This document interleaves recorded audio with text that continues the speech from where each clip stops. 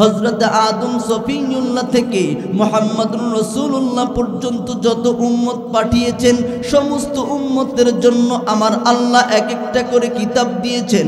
বন্ধু আমার, শুধু কিতাব দিয়ে আমার আল্লাহ ক্ষান্ত হয় নাই, যুগে যুগে কিতাব দেওয়ার সঙ্গে সঙ্গে কিতাব বুঝিয়ে দেওয়ার জন্য এক একজন করে শিক্ষক পাঠিয়েছেন, নবী রাসূল নামক শিক্ষক পাঠিয়েছেন।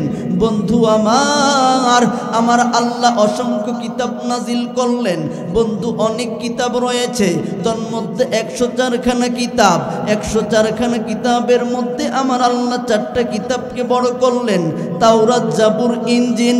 এ বাবাজি, এই তাওরাত, জাবুর, ইনজিলের মধ্যে যা কিছু রয়েছে, যত সার নির্যাস রয়েছে, এ বন্ধু সমস্ত সার নির্যাসগুলো দিয়ে আরো কিছু বিধান সংযোজন করে উম্মতি মুহাম্মাদের জন্য একটা কিতাব আমার আল্লাহ দিয়েছেন।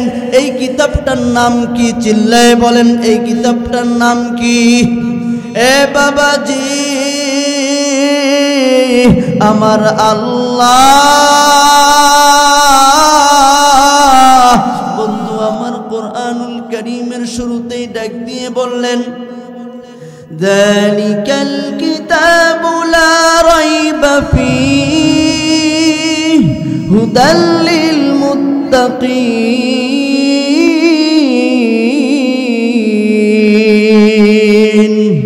আমার আল্লাহ ডাক দিয়ে বললেন, গোলাম, আমি অসংখ্য কিতাব নাজিল করেছি, তোর মধ্যে সবচাইতে বড় করে আমি আল্লাহ কোরআন নাজিল করলাম। আর কোরআনের শুরুতেই আমি আল্লাহ চ্যালেঞ্জ দিয়ে দিলাম।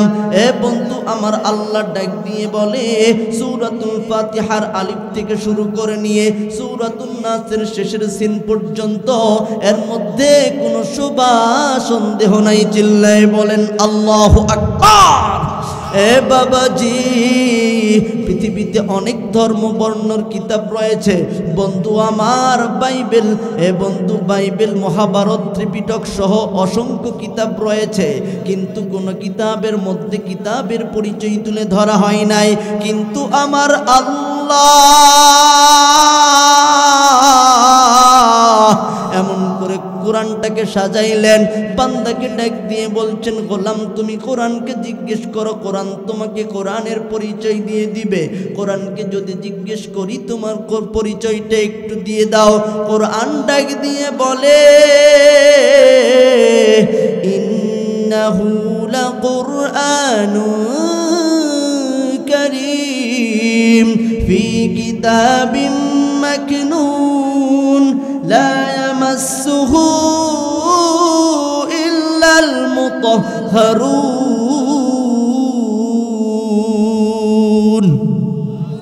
আমার আল্লাহ ডাক দিয়ে বলছেন, ও গোলাম ভালো করে শুনে নাও, ইন্নাহু লাকুরআনুন কারীম, আমি এমন একটা কিতাব যেই কিতাবটা সাধারণ কোনো কিতাব নয়। আমার নাম হচ্ছে কোরআনুল কারীম, কোরআনুল মাজিদ। আমি কোনো সাধারণ কিতাব নয়। আমাকে যদি ধরতে হয়, আমাকে যদি স্পর্শ করতে হয়, তোমাকে পবিত্র হয়ে স্পর্শ করতে হবে। চিল্লায়ে বলেন আল্লাহু আকবার।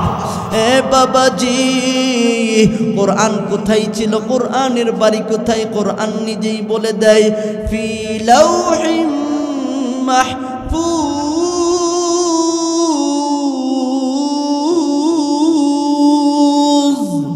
কোরআন ডাক দিয়ে বলে, আমি সেই লৌহে মাহফুজের মধ্যে ছিলাম, সেখান থেকে আমার আল্লাহ রাব্বুল আলামিন আমাকে দুনিয়ার জমিনে পাঠাইছে। কেমনে দুনিয়ার জমিনে এসেছি জানোনি? আমার আল্লাহ ডাক দিয়ে বলে, তানজিলুম মির রাব্বিল আলামিন।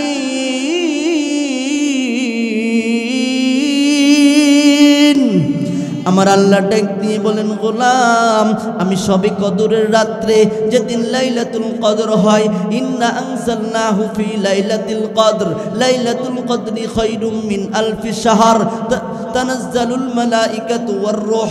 এ বন্ধু আমার, ওই রাতটাকে আমার আল্লাহ 1000 রাতের 1000 মাসের ইবাদতের চাইতে ওই রাতে ইবাদত করলে বেশি সওয়াব পাওয়া যায়। আমার আল্লাহ ডাক দিয়ে বলেন, সেই রাত্রিতে আমি আল্লাহ প্রথম আসমানে একবারে নাজিল করি, আর 23 বছরে আমার প্রিয় হাবিব মুহাম্মদুর রাসূলুল্লাহ সাল্লাল্লাহু আলাইহি ওয়াসাল্লামের উপরে 23 বছরে নাজিল করে। চিল্লায়ে বলেন আল্লাহু আকবার। এ বাবাজি,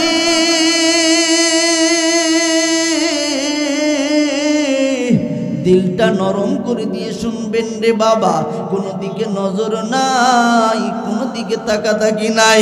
এ বন্ধু আমার, তুমি কোরআনের আলোচনাটা ভালো করে শোনো বন্ধু আমার। এ বন্ধু, কোরআন দুনিয়ার জমিনে কেন আসছে, কারণটা কি জন্য আসছে? কোরআন ডাক দিয়ে বলে লিতুখরিজান নাসা মিনাজ যুলুমাতি ইলান নূর।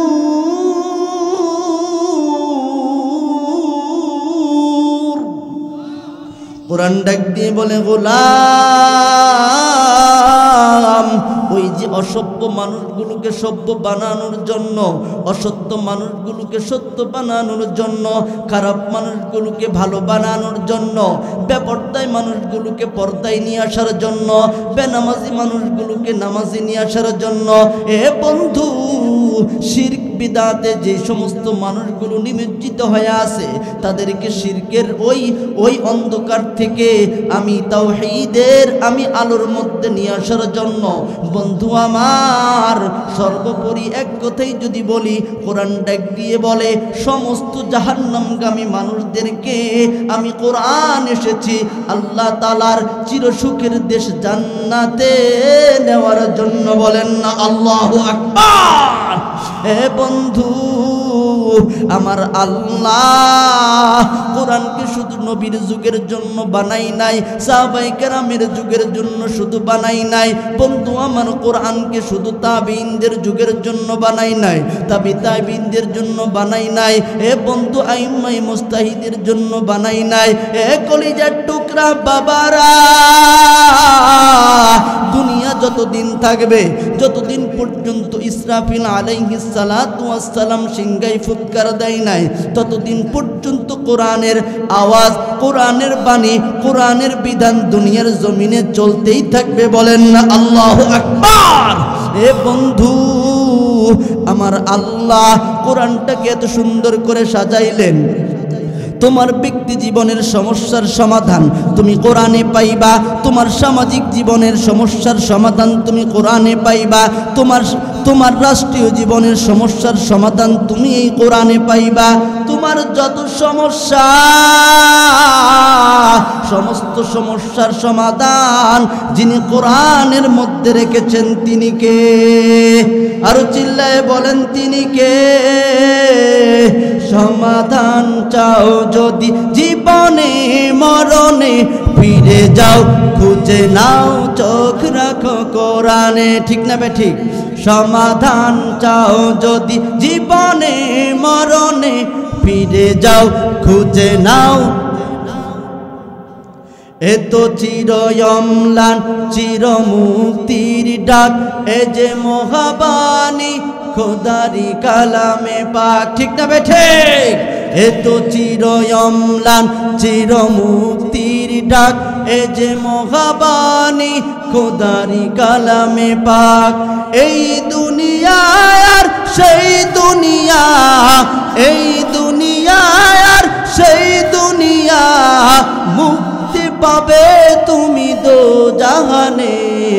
সমাধান সমাধান চাও যদি জীবনে মরণে, ফিরে যাও চোখ রাখো কোরআনে, ফিরে যাও।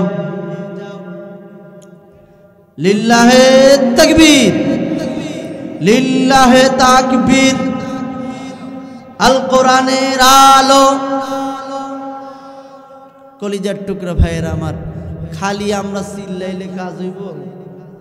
হ্যাঁ, কাজ তো করতে হবে নাকি? বলছিল একজন খেলা হবে, উনি এখন খেলার মধ্যে। ঠিক কিনা? কলিজার টুকরা ভাইয়ের আমার, ভাই আমরা কোনো ব্যক্তি বিরোধী নই। ঠিক কিনা? আপনার মুরগি আপনি ঠ্যাঙ্গের জব করেন, তাতে আমাদের কি? কথা বলেন ঠিক কিনা? কথার কথা বলতেছি, গ্রাম ভাষায় যেটা বলে আর কি। কিন্তু কলিজার টুকরা ভাইয়েরা আমার ইসলামের উপরে, আমার ইমানের উপরে, আমার নবীর উপরে যদি কোনো ধরনের আঘাত আসে, আমার আল্লাহকে নিয়ে যদি কোনো ধরনের ব্যঙ্গাত্ম করা হয়, পাছার চামড়া থাকবে না। কথা বলেন ঠিক কিনা?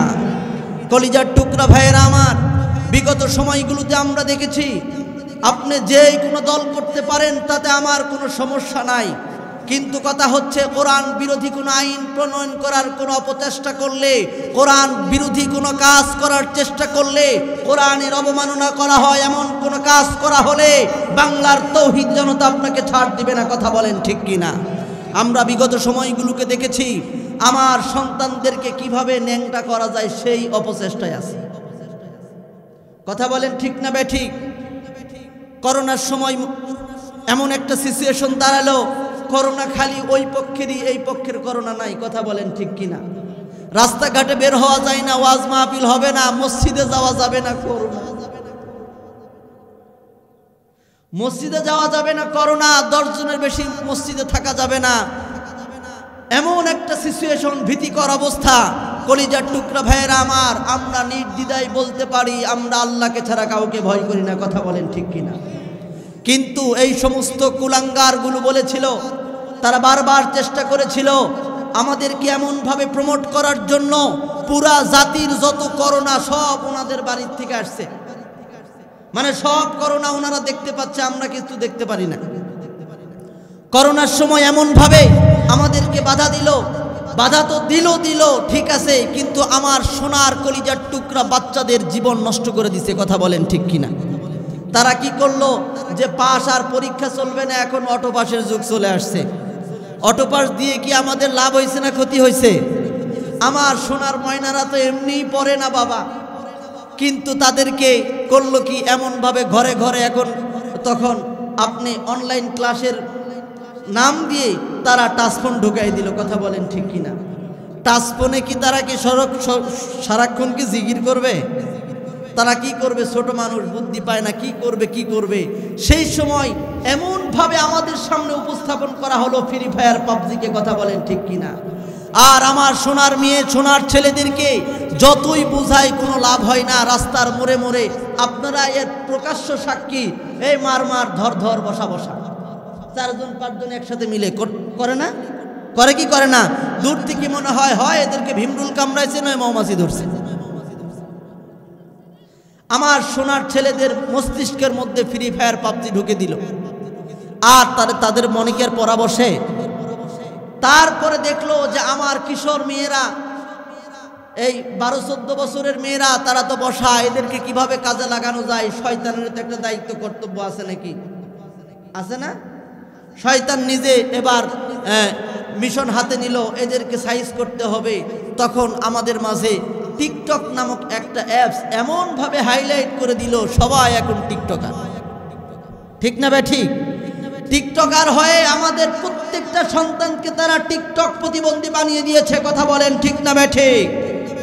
তারা টিকটক, বিভিন্ন অনলাইন আরো অশ্লীল কিছু অ্যাপস দিয়ে আমার সোনার ছেলে মেয়েদেরকে এমনভাবে তারা অশ্লীলতার দিকে ধেয়ে দিয়েছে, সেই অশ্লীলতা থেকে আমার সমাজকে এখন বের করা প্রায় অসম্ভব হয়ে দাঁড়িয়েছে। আর এগুলো নিয়ে যখন আমরা কথা বলি, বললেই বলতো যে আমরা জঙ্গিবাদ, বললেই বলতো আমরা মৌলবাদ, বললেই বলতো আমরা মোল্লাতন্ত্র নিয়ে আছি। আপনি যদি আমাকে ইসলামের কথা বলার জন্য, আমার সন্তানদেরকে ভালো পথে নিয়ে আসার জন্য যদি আপনি আমাকে জঙ্গি বলেন, কোনো সমস্যা নাই। যদি আপনি আমাকে মৌলবাদ বলেন, কোনো সমস্যা নাই। কিন্তু একটি কথা মনে রাখতে হবে, এ জাতি আজকে না বুঝলেও আগামীকাল বুঝবে ইনশাল্লাহ। কথা বলেন ঠিক কিনা? ধোঁয়া বেশিক্ষণ থাকে না। ধোঁয়া বেশিক্ষণ থাকে, যত প্রখর ধোঁয়ায় আপনি দেন না কেন, ধোঁয়া বেশিক্ষণ থাকে না। কলিজার টুকরা ভাইয়েরা আমার, বলতে এখন তো শরম লাগে। আমার মেয়েদেরকে এমনভাবে তারা মাঠে নামাইছে, বলতে এখন শরম লাগে, কিন্তু বুদ্ধি নাই। আমার মেয়েদেরকে আমি বলবো, আমার মায়েদেরকে বলবো, আমাদেরকে ফিরে আসতে হবে। বড় আফসোসের সাথে বলতে হয়, ইন্ডিয়ার দাদা বাবুদের মন্দিরে সেখানে উলু উলু ধ্বনি বেজে ওঠে, আর সেই ধ্বনিগুলো আমাদের মুসলমানদের ঘরে সাপ্লাই হয়। কথা বলেন ঠিক কিনা? কুমারপাড়া বুঝি নাই? আছে শয়তান এখানেও আসছে, রাস্তাঘাট খুব একটা ভালো না তাও আসতে পারছে। আমার মায়েদেরকে বলবো, আপনি আপনার বিবেককে বুঝান।